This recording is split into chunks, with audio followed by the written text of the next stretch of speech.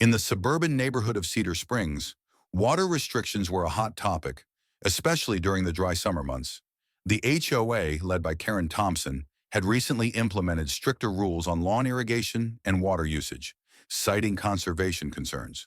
Most residents accepted the limits begrudgingly, but Karen took it upon herself to micromanage compliance, making rounds to check on watering schedules and issuing warnings to anyone she suspected was overusing. I had always been mindful about my water consumption, employing drought-resistant landscaping and efficient irrigation timers.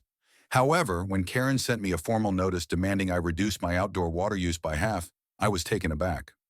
According to her, my lawn appeared too green and lush compared to neighbors, and she suspected I was ignoring HOA watering limits. What Karen didn't know was that I was a water district supervisor with over a decade of experience managing municipal water systems, conservation programs, and regulatory compliance. I was intimately familiar with state and local water restrictions, usage patterns, and how to balance sustainability with reasonable household needs. When I received her letter, I calmly drafted a detailed response explaining that my water use was within all state and district limits. I included data from my smart irrigation system, which monitored and logged exact water consumption daily. According to the data, my usage was actually below the neighborhood average, thanks to efficient scheduling and drought-tolerant landscaping. Karen was persistent, sending multiple emails and stopping by my house unannounced to inspect my irrigation setup. To resolve the matter, I invited her and a few HOA board members for a water usage demonstration at my home. On the appointed day, I showed them my irrigation control panel, explaining how it was programmed to water only during approved hours and for the exact duration allowed.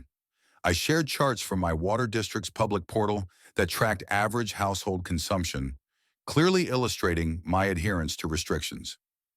I also took the opportunity to educate the board about the complexity of water management, explaining the importance of efficient systems, soil moisture levels, and plant types in conserving water without compromising healthy landscaping. Karen was visibly surprised to learn the technical details behind my lawn's appearance and irrigation setup. By the end of the visit, the board recognized that my water use was fully compliant and that the HOA's blanket approach to limiting water was causing unnecessary friction. I suggested the HOA consider collaborating with water district officials for better community education and tailored conservation programs instead of unilateral enforcement.